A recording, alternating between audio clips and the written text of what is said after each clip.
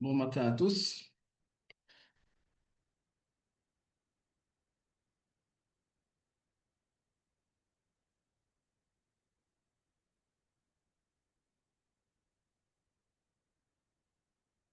Il y a eu un petit problème, on va dire, technique au niveau des programmations de notre séance. Je ne sais pas pourquoi la séance d'aujourd'hui, elle n'était pas programmée. Je viens de vérifier ça. Voilà, c'est bon. Je viens de vérifier. Donc, dernièrement, on vient de lancer manuellement le lien. J'ai essayé de partager avec tout le monde, au niveau de Discord et au niveau de Slack. J'espère que vous avez reçu le lien pour les participants. Ça va être notre séance d'analyse le 18 juin 2025. Il y a eu pas mal d'événements ces derniers jours. Il y a eu pas mal de mouvements au niveau des marchés. Faut être clair. Lorsqu'il y a des tensions géopolitiques, il y a des guerres, quelque chose comme ça, la plupart du temps, le marché de Forex, et lorsque je parle de marché de Forex, c'est un marché qui est très impacté. Ceux qui transigent plus le pétrole euh, ou bien l'or, ce sont des marchés qui bougent énormément avec des tensions géopolitiques, comme c'est le cas avec la guerre Iran-Israël, etc. Ça impacte énormément sur les marchés, donc il faut faire attention. Moi, personnellement, je vous invite vivement à faire du trading sur le court terme. Essayez de réduire vos intervalles de temps sur 30 minutes, sur 1 heure, sur 5 minutes s'il le faut, de mettre toujours du stop, de ne pas garder vos positions la nuit ouvertes, de ne pas garder vos positions pour les week-ends ouvertes. C'est pour couvrir votre capital et pour couvrir vos positions au final. C'est ça le plus important parce que trader dans des jours normaux, on va dire, déjà le marché il est assez mouvementé avec tout ce qui se passe avec Trump, etc. et les décisions. Et là, maintenant, on en ajoute encore d'autres événements, etc. Donc, ça rend les choses un petit peu difficiles au niveau des prises de décision. C'est très simple. Moi, personnellement, je ne vais pas m'arrêter de trader, mais je vais réduire les lots. Ça veut dire quoi? Ça veut dire que d'habitude, je traite avec un lot, on va dire exemple. Là, je vais traiter ces jours avec la moitié d'un lot. Comme ça, même s'il y a des réactions inattendues, on va dire, donc j'aurai toujours assez de marge pour supporter. Bien sûr, il ne faut pas oublier de mettre toujours des stops. Et comme je l'ai dit, écoute, à la fin de la journée, dès que je termine mes positions, je ne les garde pas. J'essaie de fermer s'il le faut, ou bien de couvrir ça avec un stop tout simplement. Ça, c'est pour notre cas. Comme d'habitude et comme chaque séance, on va commencer avec l'analyse fondamentale. On essaie toujours de commencer avec l'analyse fondamentale. Comme vous le voyez, ça, c'est notre calendrier de la semaine. On voit pas mal de rouge ici. Ça veut dire qu'il y a pas mal d'indicateurs qui sont assez importants, qui impactent sur le marché. Si on prend aujourd'hui, il y a énormément d'événements. On a commencé la journée avec l'indice de prix à la consommation, le CPI au Royaume-Uni. Et on a aussi en Europe, attends, en Europe aussi on en a. Il y a les publications des inscriptions au chômage et après, on va avoir, et c'est ça ce qu'on va parler, c'est l'intervention de la Fed sur les taux. Ce qu'il faut savoir, que c'est prévu que ça va garder les taux inchangés. Comme vous le voyez ici, c'est 4,5 le taux actuel, prévu 4,5. À mon avis, il n'y aura pas de changement. Et s'il y aura des changements, ça va être au mois de septembre parce que c'est prévu que le gouverneur de la Fed, qui, il y aura deux augmentations, deux baisses, je m'excuse, des taux, mais d'ici la fin d'année. Donc, je pense que s'il y aura un changement au niveau des taux, ça va être à la fin de l'année 2025. Donc l'après-midi, on aura pas mal de volatilité sur le dollar avec la Fed qui vont publier leurs taux. Et il ne faut pas oublier, il y aura l'intervention aussi de la FOMC. Ça veut dire que Jérôme Powell, il va parler 30 minutes après la publication des taux. Donc, il y aura, comme d'habitude, deux réactions. La première réaction à 2 heures du matin, à 2 heures PM, et il y aura une autre réaction avec la conférence, donc 15-20 minutes d'intervention de Jérôme Powell. Et après, il va être questionné, on va dire, par les médias. Et il y aura une autre tournure du marché. Donc, faut faire attention avec les propos. Donc, quelqu'un qui veut transiger, qui veut trader une conférence de presse, il doit être collé devant les écrans pour voir qu'est-ce qu'il est en train de dire, comment il répond aux questions et comment le marché il réagit avec. Donc, faut rester devant les écrans et trader. Moi, personnellement, je vous ai donné la dernière fois une petite stratégie à appliquer. J'attends 15-30 minutes, avoir un chandelier assez impressionnant et je trade avec après. C'est aussi simple que ça. Donc, il y aura pas mal de volatilité. Donc, il faut faire attention. Donc, on va parler un petit peu de l'intervention de la BC, les publications de la journée. Donc, il y a eu la publication de l'indice de prix à la consommation en Europe. Et comme vous le voyez ici, il y a le mensuel, il y a l'annuel. Donc, le taux d'inflation aux États-Unis, en Europe, il était de 2,2 et il vient de baisser comme prévu à 1,9. D'accord? Pareil, je vais vous expliquer, mais aussi, il y a eu aussi la publication du GBP aussi, de l'indice de prix à la consommation, pareil. Donc aujourd'hui, il y avait pas mal de volatilité, pas mal d'indicateurs assez importants sur la zone européenne et ça a impacté sur les parités. Donc, on commence avec l'IPC. Donc, comme vous le voyez ici, au niveau de zone européenne, le taux, il était de 2%, 2,2%, prévu 1,9%, et finalement, il est publié 1,9. Donc, il y a eu une baisse à peu près, euh, que ce soit par an, et on va dire qu'il y a eu un repli, on va dire. Donc, l'IPC a affaibli, on va dire, l'euro face au dollar, moins de pression, donc il y aura moins de pression inflationniste, on va dire, moins de justification pour la politique monétaire restrictive de la BCE, d'où il y a eu la baisse de l'euro. Donc, quand on voit ici la réaction de l'euro, qu'est-ce qu'il y a eu ici? Il y a eu finalement une baisse. Attends. Bon, la journée, là maintenant, il y a eu des différents fondamentaux qui ont réagi, mais la journée, regardez, depuis le début de la journée, il y a eu pas mal de réactions baissières sur l'euro. Il y a eu une réaction aussi baissière sur le GBP.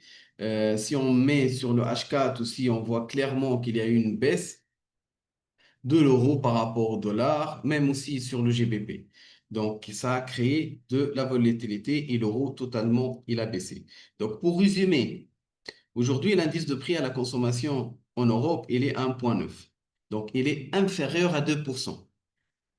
Donc, automatiquement, la BCE pourrait temporiser toute hausse supplémentaire. Donc, là.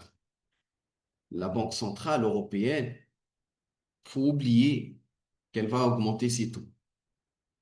Donc, une pression inflationniste devient plutôt faible, donc ce qui va automatiquement rendre ils vont baisser les taux. Ils n'ont pas de quoi augmenter les taux. Donc, ce qu'il faut savoir, qu'il y a une relation directe avec la monnaie et les taux. Si la Banque centrale, elle décide de baisser les taux, automatiquement, la monnaie, elle va baisser. Et l'inverse, s'il décide d'augmenter les taux, automatiquement, la monnaie, elle va, en contrepartie, monter. Et c'est l'inverse au niveau des actions. Donc, s'il augmente les taux, les indices et le marché des actions, il va baisser. Par contre, s'ils décident de baisser les taux, les actions, les marchés des actions et les marchés des indices, plutôt, ils vont monter. Donc, à l'inverse. Par contre, au niveau de devises, c'est pareil. Augmentation des taux, monnaie augmente. Baisse des taux, monnaie baisse. Voilà. Donc, ça, c'est au niveau de l'actualité. Donc, il faut faire attention aujourd'hui, comme j'ai mentionné, il faut faire voilà, pour faire très attention ici, il y a la décision de la Fed sur les taux, il y a le communiqué de la FOMC, il y a la conférence, donc il y a pas mal de volatilité, donc il faut faire attention. Pour demain aussi, il y a la publication de taux d'intérêt au niveau suisse, le CHF, ça va être à 3 heures AM, heure de Paris, 8 heures à peu près. Il y a aussi des indicateurs sur le GBP. Donc, regarde, hier, c'était l'intervention de la Banque centrale japonaise. Aujourd'hui, c'est l'intervention de la Fed, la Banque des États-Unis. Et demain, ça ne s'arrête pas. Il y a aussi la décision de la CHF de la Banque suisse. Et à 7 heures AM, il va y avoir l'intervention de la Banque d'Angleterre. Donc, elle va aussi garder les taux, comme vous le voyez, inchangés. Par exemple, ici, comme vous voyez, il y a un petit vote sur est-ce qu'ils vont augmenter les taux, est-ce qu'ils vont baisser les taux ou est-ce qu'ils vont le garder inchangé. Comme vous le voyez ici, regardez au niveau des votes. Par exemple, pour le 8 mai, c'était prévu qu'ils vont baisser les taux à 9%. Les 9 votes, ils étaient pour la baisse. Là, ils sont 7 pour la baisse et 2 pour garder inchangé. Donc, on va voir la réaction. Mais sinon, comme je viens de mentionner, il faut faire très attention pour demain au niveau des publications, que ce soit pour aujourd'hui l'après-midi, que ce soit pour demain. Donc, les taux, pour voir les taux, les voilà ici. Ça, c'est les taux d'intérêt actuels. Par exemple, aux États-Unis, actuellement, ils sont à 4,5. GBP 4,25, l'AOD 3,85, le Canada 2,75, l'euro 2,15, le yen 0,5, le CHF 0,25. Donc ça, c'est les taux actuels. Aussi, si on va sur Investing, calendrier Investing, vous allez voir ici sur Investing, ça aussi, les publications des taux et leurs prochaines réunions. Donc, on sait à l'avance les prochaines réunions. C'est pour cette raison que je vous conseille toujours, c'est ça ce que j'essaie de faire tous les jours pendant nos séances, c'est j'essaie toujours de commencer avec le calendrier économique, de voir les news, les informations qu'il va y avoir, etc.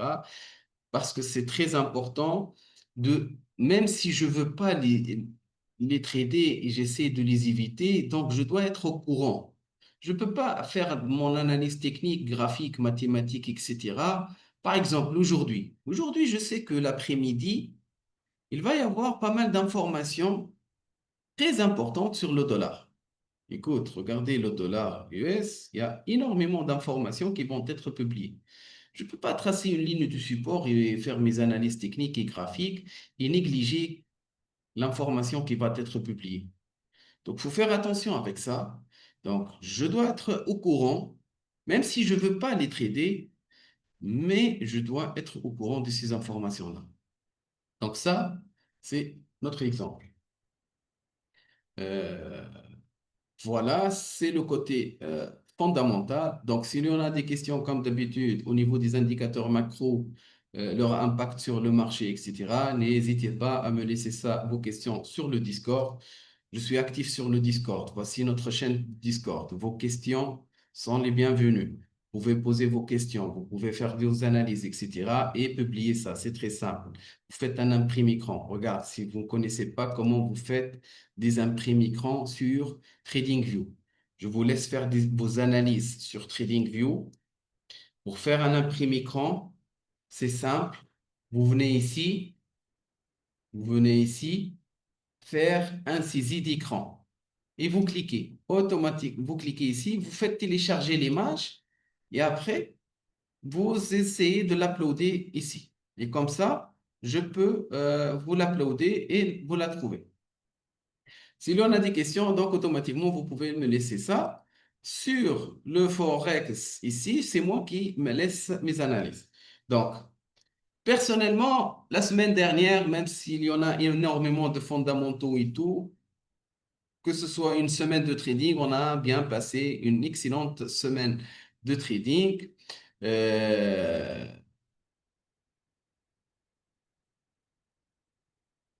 Ça, c'était l'analyse de monsieur. Bon,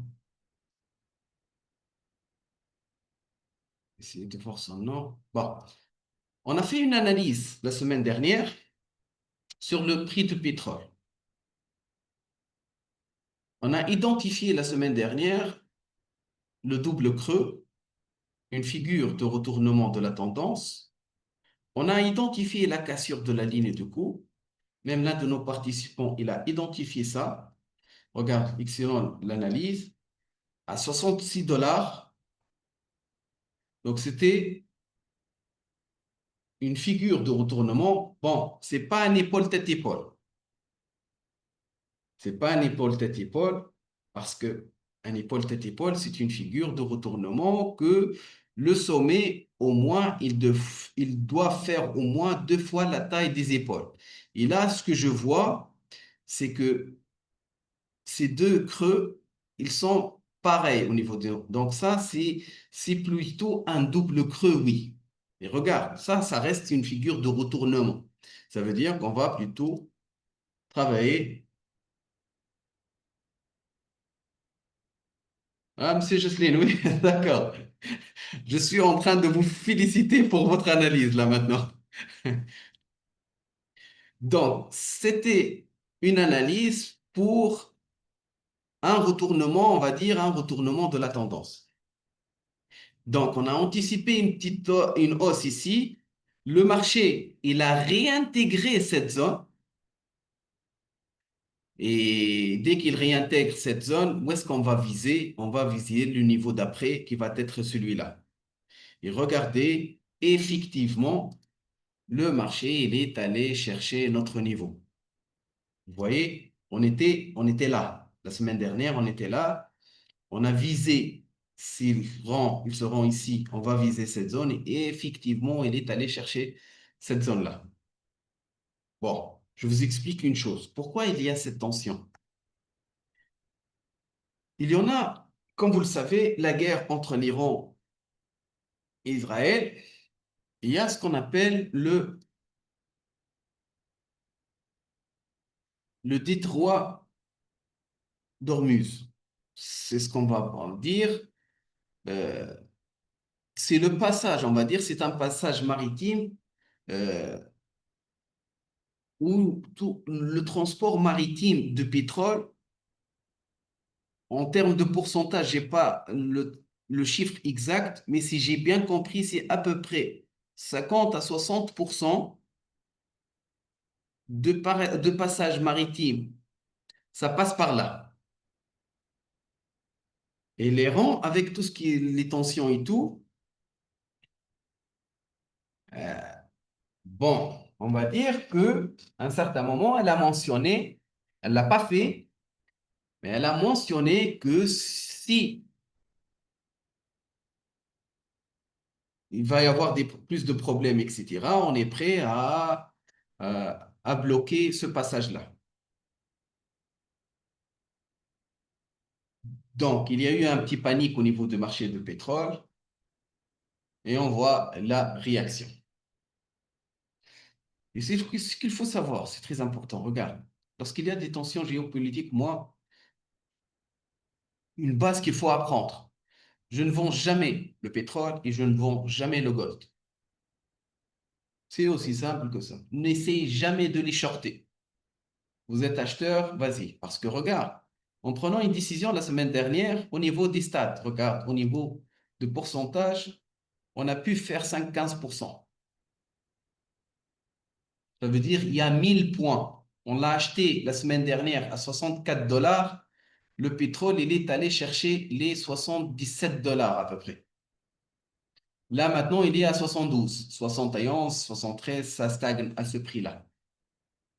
Donc, il y a à peu près 9% de hausse par rapport à la semaine dernière. Pareil aussi pour le gold. Le gold, il ne fait que monter. Donc, faut jamais les shorter. C'est aussi simple que ça. N'essayez pas d'inverser le marché tant qu'il y a des tensions, etc.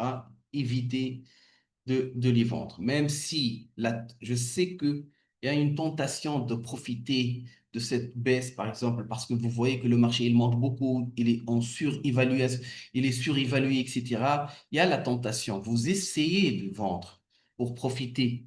Écoute, jouez sur le court terme. Il n'y a pas de problème. Vous voulez le shorter? OK.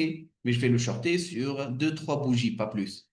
Si ça ne répond pas, je limite la casse, j'accepte et je sors. Donc ça, c'est euh, à ce niveau. Bon, j'en ai eu une question que je vais répondre. Bon, comme vous le savez, il y en a ceux qui vont investir leur propre argent. Tu vas déposer de l'argent sur eBay, par exemple. Interactive Broker, tu mets un certain montant et tu trades avec ton propre fonds, tes propres argent. D'accord? Il n'y a pas de problème pour ça, tout le monde peut faire ça. Il y en a qui passent par des propres firmes, des sociétés qui financent, on va dire. Bon, moi, pour quelqu'un qui débute, je ne conseille pas. Bon, la première chose, moi, je conseille toujours de travailler sur un compte démo. En premier lieu, travailler sur un compte démo, maîtriser les marchés sur un compte démo.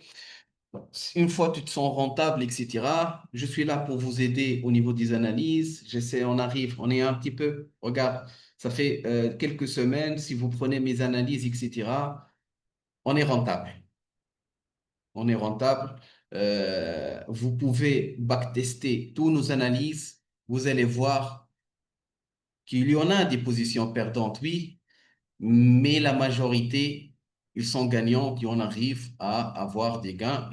Et même si vous voulez, on va faire à la fin de chaque semaine, on va faire un petit affiche pour parler les nombres de points perdus, les nombres de points gagnés. On est rentable parce que moi, ce que j'analyse ici, ce que je publie ici, je le prends en considération et je les traite.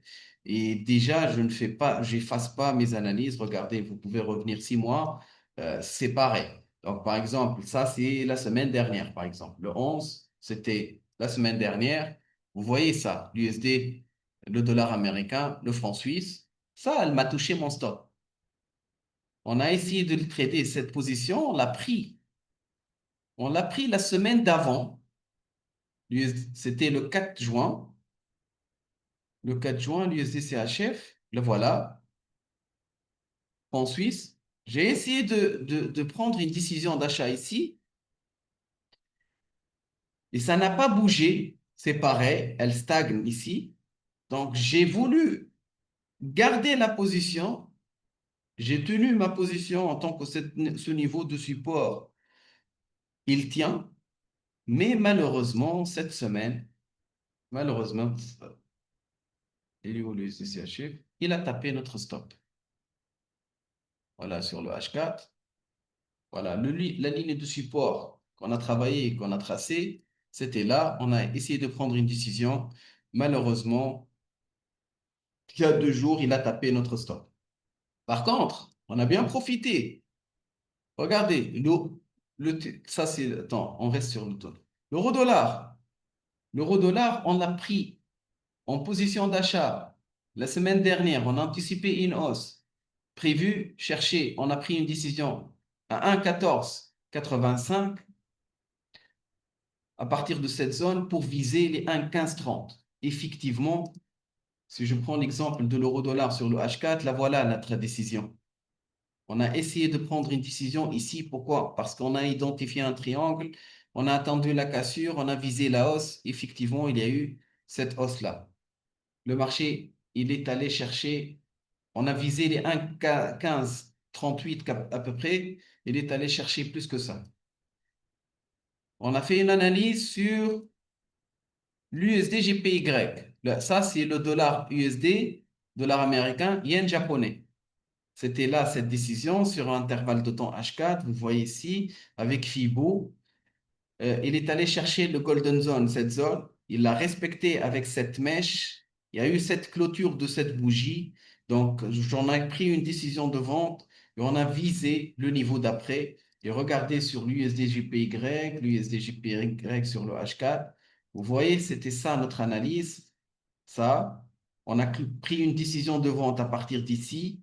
Où est-ce qu'on allait viser? On allait viser cette zone et effectivement, il est allé chercher cette zone. Pareil pour le GBP-GPY. Le GBP-GPY, si vous vous rappelez, la semaine dernière, on a identifié cette zone de résistance, le marché. On a pris une décision de vente ici pour viser la baisse et effectivement, le marché il est allé chercher cette baisse. Regardez, le marché il a respecté cette baisse. Euh, Moi, j'aime bien trader les triangles. Là, voilà, le GBP-GPY, c'était ça, cette ligne de résistance assez impressionnante et très importante que le marché le respecte. Il y avait eu cette bougie, une bougie témoin assez importante. Donc, on a pris une décision de vente à partir de cette zone pour viser et la voilà la bougie. C'est ça la bougie. Donc, le marché, il a respecté cette zone, effectivement, il a baissé. Après,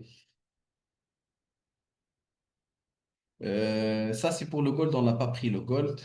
On n'a pas pris le gold. Pourquoi? Parce que j'ai identifié un drapeau. Et bien sûr, il ne faut pas oublier une chose, que le drapeau, il ne sera confirmé que s'il casse, qu'il sort de cette zone. Malheureusement, il n'a pas cassé, il a continué sa hausse. Je vais vous montrer ça. Il a continué sa hausse et il n'a pas... Bon, je l'ai effacé pour préparer l'analyse d'aujourd'hui.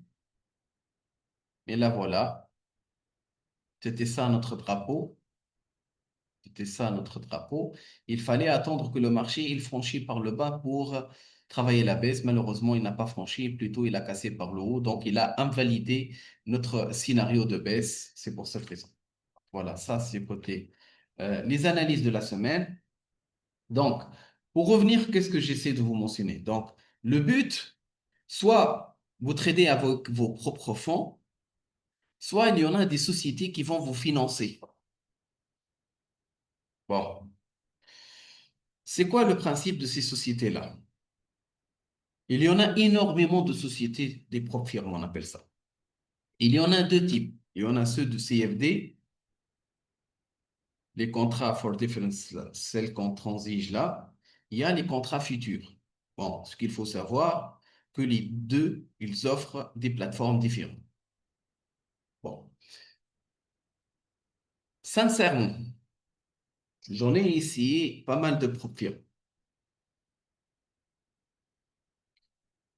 Top Step, celle-ci, c'est parmi les meilleures plateformes que je trade avec. Je vais pas, je vais pas faire leur publicité, mais c'est avec eux que je transige. Pour ceux qui veulent avoir un financement au niveau de capital. Même si ils veulent pas avoir un financement, ils veulent trader avec leur propre capital, moi, je vous demande de faire un challenge. Ça, ce sont des challenges. Parce que regarde, ces sociétés qui vous financent, il vous oblige à respecter les règles. Ça veut dire quoi, il vous oblige à respecter les règles? Ça veut dire que, par exemple, le Top Step, elle va vous financer, elle offre trois volumes, un compte de 50K, un compte de 100K et un compte de 150K. Il faut payer un test, les frais de test, écoute, 50 000, ils vont vous donner un compte démo à 50 000 dollars. Ils vous disent quoi? Si vous réussissez, si tu réussis à faire un profit sur ces 50 000 de 3 000 dollars, et avec une limite de perte, bien sûr. Regarde, moi, je vous donne 50K, 50 000, tu n'as pas intérêt à perdre plus que 2 000. Si tu respectes cette règle et tu atteins cet objectif, on va vous financer sur un compte de 50K.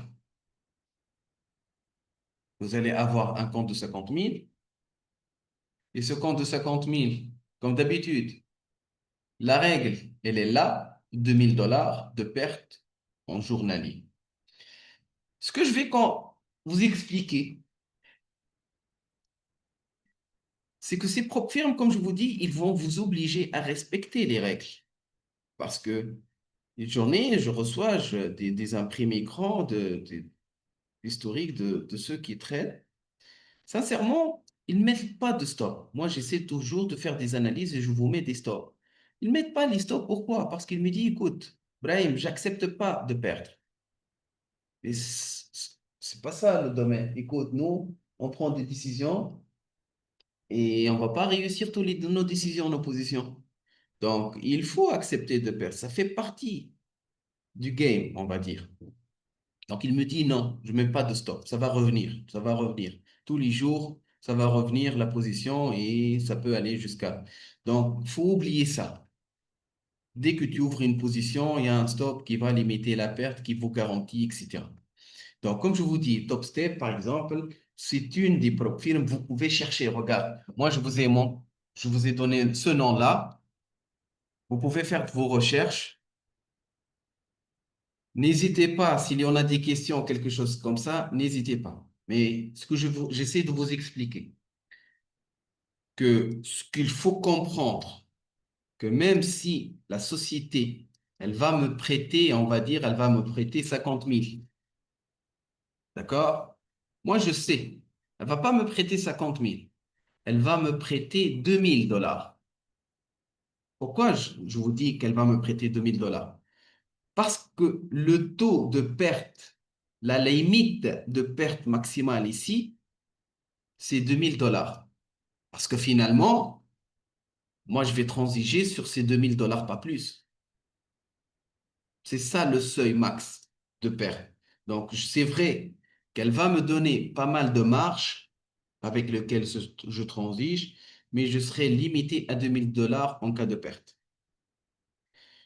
Et le point positif que j'essaie de vous mentionner, écoute, demain, je peux commencer à trader pour 2 000 dollars et ces 2 000 dollars, je vais les acheter à 49 dollars. Ça veut dire que je peux commencer à trader avec 2 000 dollars. Au lieu d'investir 2 000 dollars, je vais investir plutôt 40 dollars. Et ces 40 dollars, ça va me permettre de comprendre les marchés, de réagir avec le marché, ça va m'obliger à mettre un stop loss. Ces sociétés-là, elles vous obligent à fermer les positions à la fin de la journée. Vous voulez faire de day trading? Ok, il n'y a pas de problème. Écoute, tu ouvres la position, d'ici 5 heures PM, tu dois fermer cette position. Si tu ne fermes pas la position, vous allez rater votre challenge. Donc, si tu arrives à faire 10 jours, 15 jours, un mois, avec ces règles qu'elles vous imposent ça, automatiquement, je peux vous assurer que ça devient une habitude. Et cette habitude, demain, lorsque tu vas commencer à trader sur votre compte réel, tu vas réagir pareil parce que ça y est, c'est une habitude pour vous. Et j'en ai pas mal de monde qui ont euh, passé sur un compte profil. Mais ce qu'il faut savoir, que, écoute, euh, si tu réussis avec ce challenge-là, il y a pas mal de potentiel au niveau des gains, etc. Tu peux faire tes 8%, tes 9% tous les 2 semaines, etc. C'est énorme.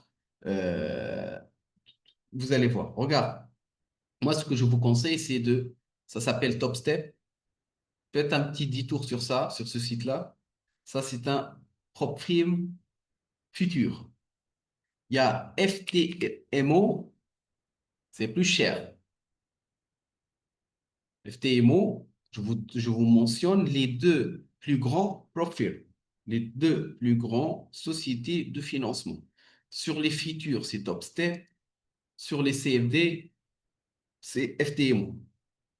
Donc, celle-là, par exemple, rapidement, je vous explique. Donc, c'est une société qui, par exemple, on va dire, regardez, les 50K ici, bon, les règles ici, ils sont plus, il y en a des avantages et des inconvénients, que ce soit parce que le futur, regarde, les futurs, tu as à passer une seule étape et tu passes sur le réel. Un petit challenge, si tu réussis, si tu arrives à financer les 3000 $, tu gagnes et tu passes sur le réel. Par contre, celui-là, tu as le droit à 2 étapes. Première étape, vérification, deuxième étape, et à partir de troisième étape, tu réussis. Mais celui-là, c'est quoi?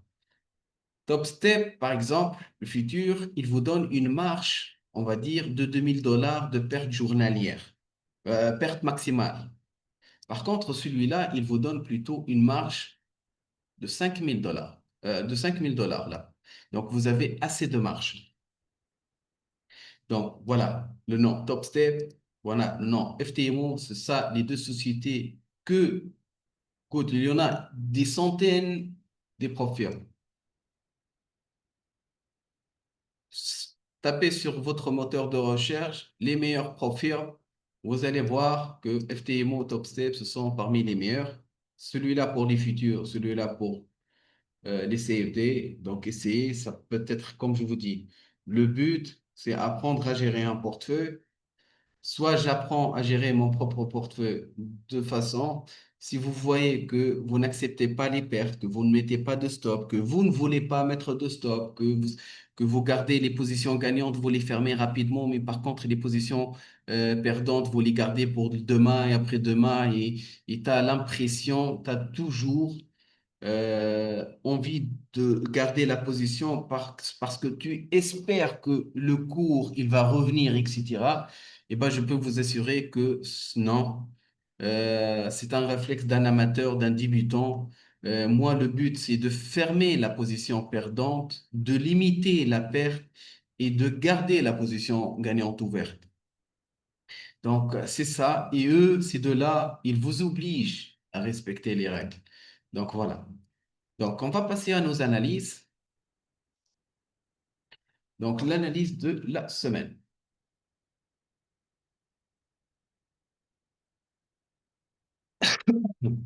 Bon, on va commencer avec, comme d'habitude, avec la crypto-monnaie. Et pour parler des crypto-monnaies, on a deux. Moi, je traite uniquement ces deux-là, le BTC et le TH, le Bitcoin et le TH. Bon, le BTC sur un intervalle de temps journalier. Bon, regardez ici, le niveau, ça respecte. Écoute, BTC et ETH, c'est les deux actifs, les deux cryptos qui respectent énormément tout ce qui est analyse graphique mathématique. Donc, vous voyez ce niveau, on l'a tracé, ça fait quelques temps et le marché, il le respecte énormément. Donc, on a une zone de résistance que le marché l'a pullbacké une fois, il est revenu, regarder là, valider, etc. Moi, ce que je vois là maintenant, c'est quoi? C'est que nous sommes sur une impulsion assez importante.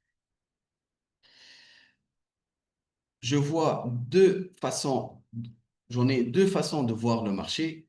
Soit on va commencer avec la première, ça c'est l'épaule tête-épaule. L'épaule tête-épaule, c'est une figure de retournement de la tendance, ce qui nous indique que le marché, il va baisser. Il ne faut pas oublier une chose. Je la prends la décision que lorsque le marché, il franchit à la baisse la ligne de coût.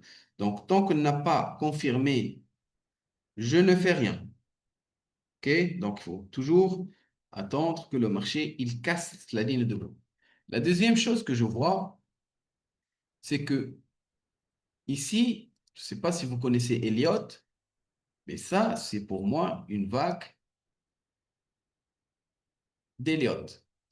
Ça, c'est la première impulsion, la deuxième impulsion, la troisième impulsion. Ça, c'est le A. On est entré dans une phase de correction.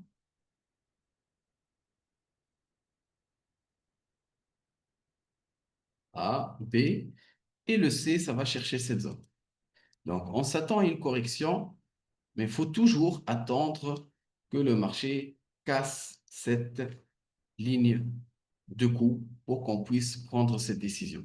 Donc, sur le daily, le BTC, on a un excellent, une excellente figure, on va dire, de retournement de la tendance, qu'on appelle ça l'épaule tête-épaule. Ça n'a pas encore donné de signal, il faut attendre le signal. Vous pouvez utiliser les ordres différés, mais si ça ne me donne le signal, j'attends la cassure ici à partir, parce qu'on est à 104, si le marché il arrive à 103, 102, 900, je peux prendre une décision d'achat, une décision de vente, je m'excuse, et je peux lancer un ordre de vente. Donc ça, c'est pour le BTC. C'est pour le BTC. Attends, j'en ai oublié une chose pour vous montrer. Euh,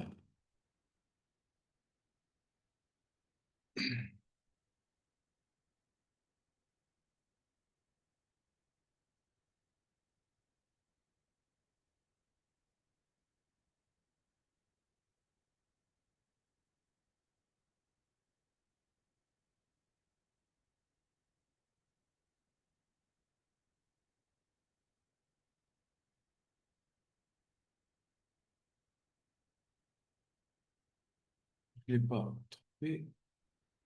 Bon. Donc ça, c'est pour le BTC.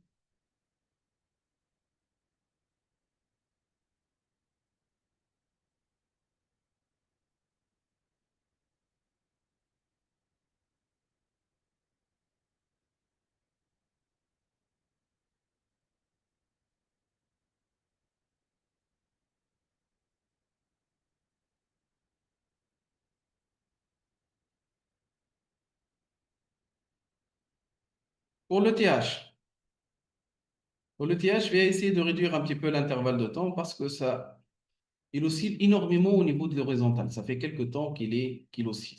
Ah, regarde. Et c'est ça. Moi, des fois, au début de la formation, le but, c'est quoi? C'est identifier la direction de marché et d'essayer de trader lorsque le marché il est plutôt au niveau des tendances, que ce soit dans une tendance haussière ou bien dans une tendance plutôt baissière.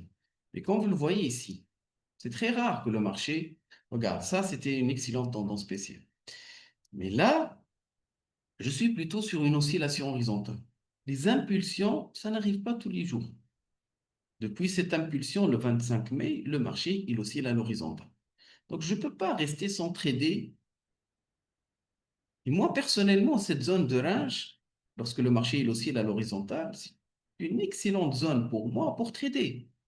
Pourquoi? Parce que ça m'aide à identifier la résistance et aussi la zone du support. Parce que notre but, c'est quoi? C'est de canaliser les marchés entre une ligne de support et une ligne de résistance et je sais trader ces zones-là. Ça va me permettre de prendre les bonnes décisions. Parce que la ligne de support, c'est une zone psychologique d'achat et ça, c'est une zone psychologique de vente. Donc, qu'est-ce que je vois ici? Je vois que nous avons un niveau de support assez important ici sur le TH. Je peux prendre une décision d'achat ici parce que cette zone, à un certain moment, le marché il l'a respecté à plusieurs reprises. Regardez, il arrive, hop, un rebond, un rebond, un rebond, un rebond. À chaque fois qu'il arrive à cette zone-là, ça peut faire un rebond. Autre chose. Donc, si je prends une décision d'achat ici, cette zone, la ligne de Fibou, si le marché il revient à la franchir, il vaut mieux sortir. Donc, il limiter la casse. Mais tant que je suis sur cette zone, je suis plutôt acheteur et je peux aller viser cet objectif-là, tout simplement. Donc, je suis plutôt acheteur. Autre chose.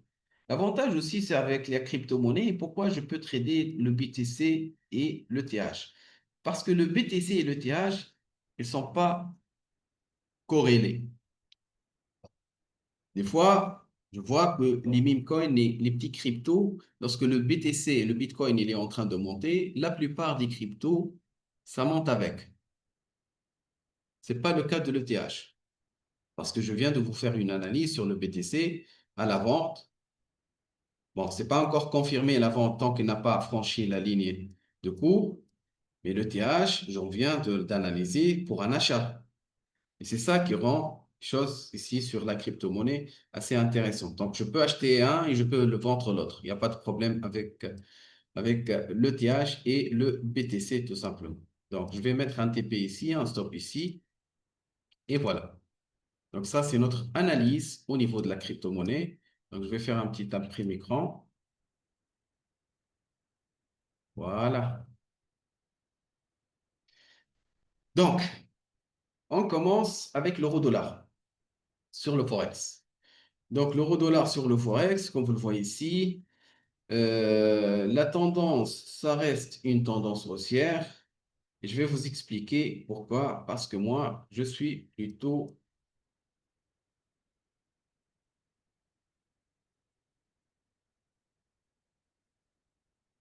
Voilà. Avant de passer sur l'euro, pour avoir une meilleure vision sur le dollar, donc on va aller chercher l'indice de dollar.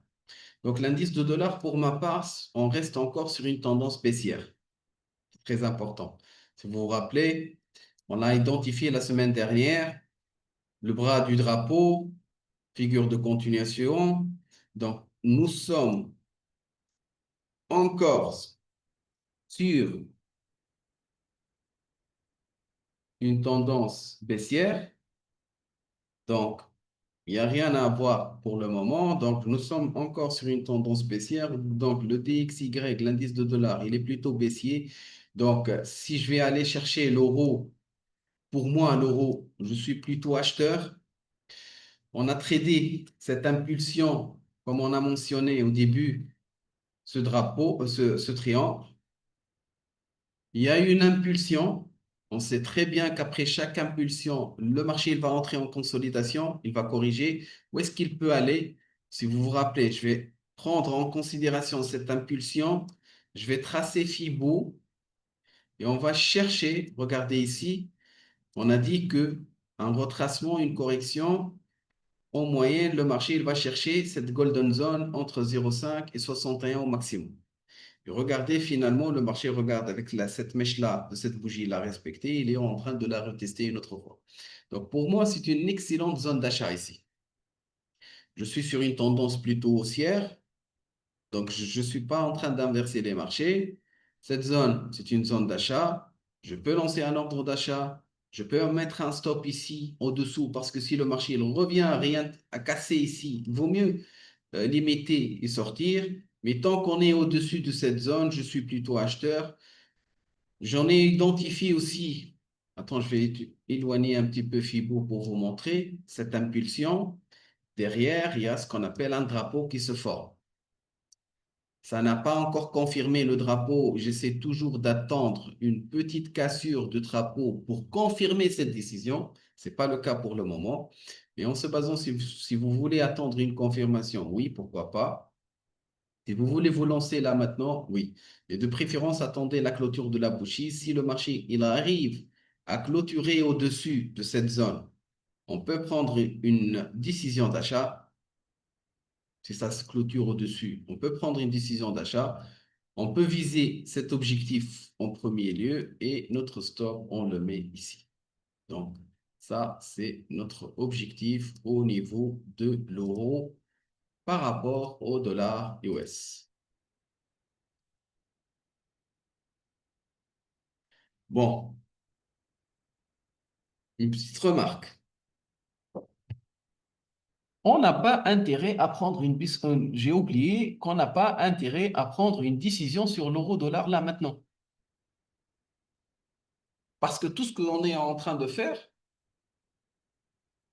dans 2 heures ou 3 heures, avec la publication, pour vous faire un petit rappel,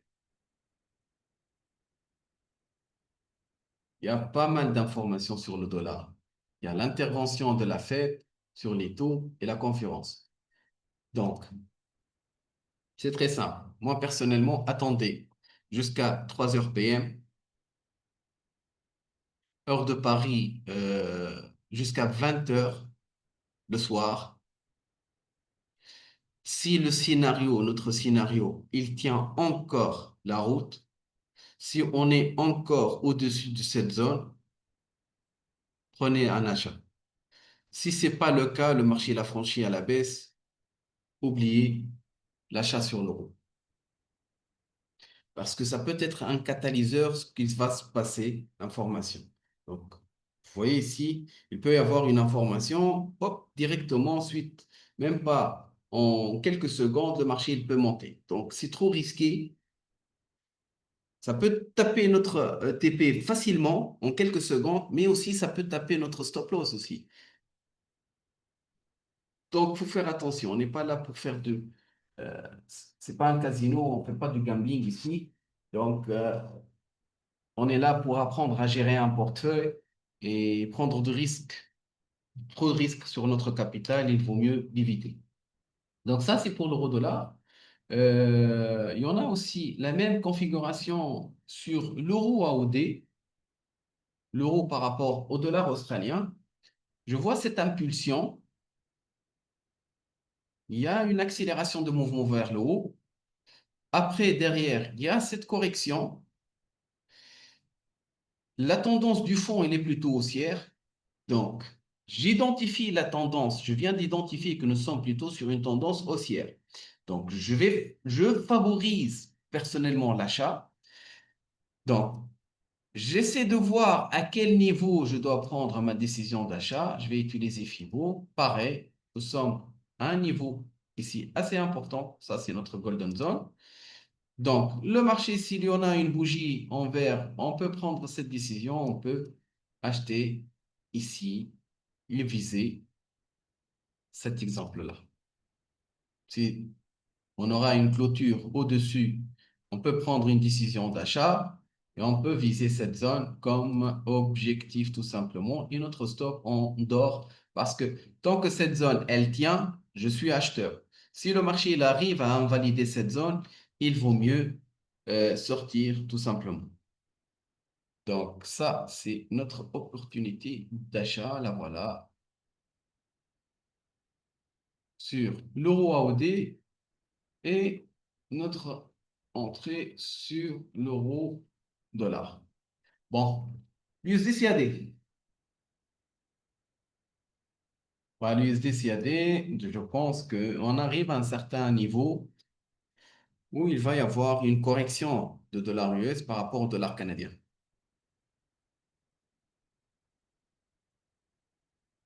Et ce phénomène, vous voyez ce phénomène-là, on l'a déjà vécu. Au mois d'avril, il y a eu la formation d'un biseau. Hop, hop, hop, ici, cassure, une impulsion. Il est allé chercher le point le plus haut de ce biseau. Et bah, ce phénomène, on le revoit maintenant. Et toujours, regarde, dès qu'il casse, vous voyez, c'est presque pareil. Toujours, il y a une impulsion.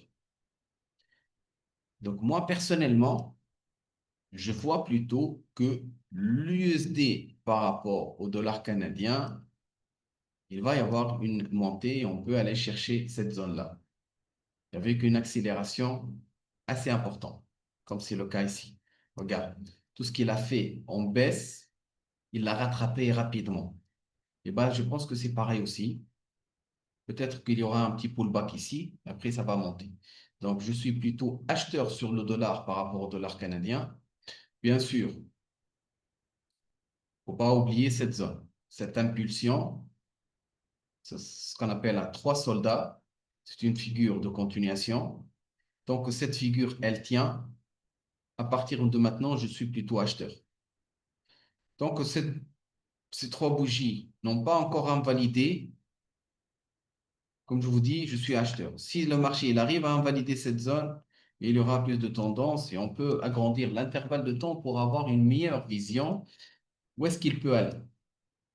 Comme vous voyez ici, regarde, ça fait quelques mois là maintenant que le dollar canadien il est en appréciation par rapport au dollar US. Vous voyez ici, depuis le mois de mars, en termes de pourcentage, à peu près, il y a à peu près 6% à peu près, 6,5%. Donc, on voit clairement qu'on va pas s'attendre à une remontée jusqu'à ce niveau, mais on va plutôt chercher ce niveau comme on a dit, et ça, c'est le niveau de FIBO sur un intervalle de temps plus grand. Donc ici, on a une très belle opportunité d'achat.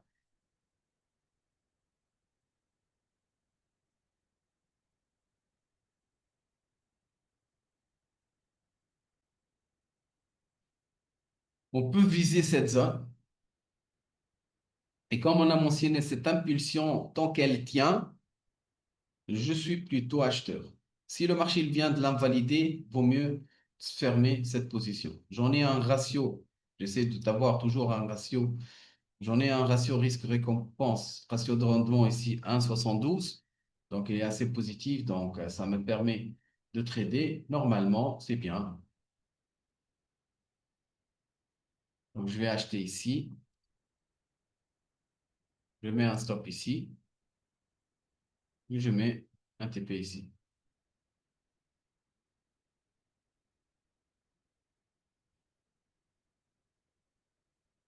Voilà. Bon, avant de terminer, on va essayer de rapidement aller chercher les indices. On commence avec le Nasdaq. Ceux qui m'ont posé la question. Le Nasdaq, pour nous, en tant que CFD, c'est US 100. Pour les CFD, c'est US 100. Euh, ou bien vous allez le trouver NDX en tant qu'indice. Il y en a beaucoup de cotations et beaucoup de courtiers. Ils proposent d'autres noms. Sur les futurs, attends, bon, ceux qui transigent les futurs, bon, j'en ai pas beaucoup de participants qui transigent les futurs, mais top X, attends, c'est quoi son nom? Attends, attends, je n'ai pas, attends. J'ai pas ouvert. Bon, pour ne pas perdre du temps, je vais vous mettre ça parce que la plateforme EBKR n'est pas ouverte. N'est pas ouverte. Donc, je vais vous mentionner ça sur le Discord. Les cotations. Donc, pour ma part aussi, le Nasdaq sur le H4, le H4, je vois que nous sommes à un niveau très haut. Je vois ici il y a une divergence, une formation d'un épaule tête épaule, ce qui nous indique quoi? Le retournement de la tendance, la formation de l'épaule tête épaule, euh, elle n'est pas encore validée. Donc peut-être que veulent, parce que la Fed, d'ici la fin de journée, ce qui est sûr qu'ils vont garder les taux inchangés. D'accord? Donc ils ne vont pas baisser les taux. Donc, s'ils ne vont pas baisser les taux, j'anticipe, il y aura une baisse des indices. S'ils ne vont pas, s'ils vont pas changer les taux, les 30 minutes à 2 heures, il va y avoir une baisse des indices. Mes prévisions, il va y avoir une baisse des indices. Après, l'intervention de Jérôme Powell, président de la Fed, je pense que s'il nous donne une date, c'est vrai qu'il va dire qu'avec tout ce qui se passe, etc., on ne va pas baisser les taux, etc., et on va contrôler. Mais si au cours de son conférence, il nous donne une date d'une baisse, je pense que ça va réagir positivement avec les indices. Si, par exemple, parce qu'il va y avoir, ils vont lui poser la question, t'as pas baissé les taux aujourd'hui, est-ce que la prochaine réunion, il va y avoir une baisse des taux?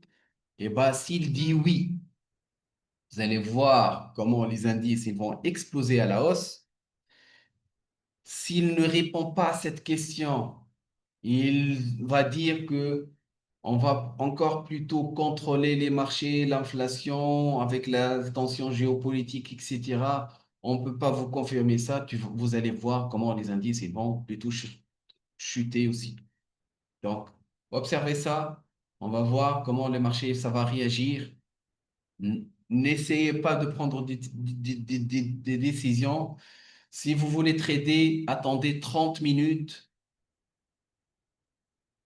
À 3 heures PM, prenez des positions. Attendez la bougie de 30 minutes. Comment ça va se fermer? Si on a une bougie assez importante rouge, par exemple, suivez la bougie. S'il y en a une bougie verte assez importante, suivez la bougie verte à l'achat ou bien une bougie rouge à la baisse. 30 minutes, 1 heure après, et vous sortez, vous ne laissez pas la position ouverte. Voilà la petite stratégie. Donc, merci encore une fois pour votre présence aujourd'hui et à la semaine prochaine. Bye bye.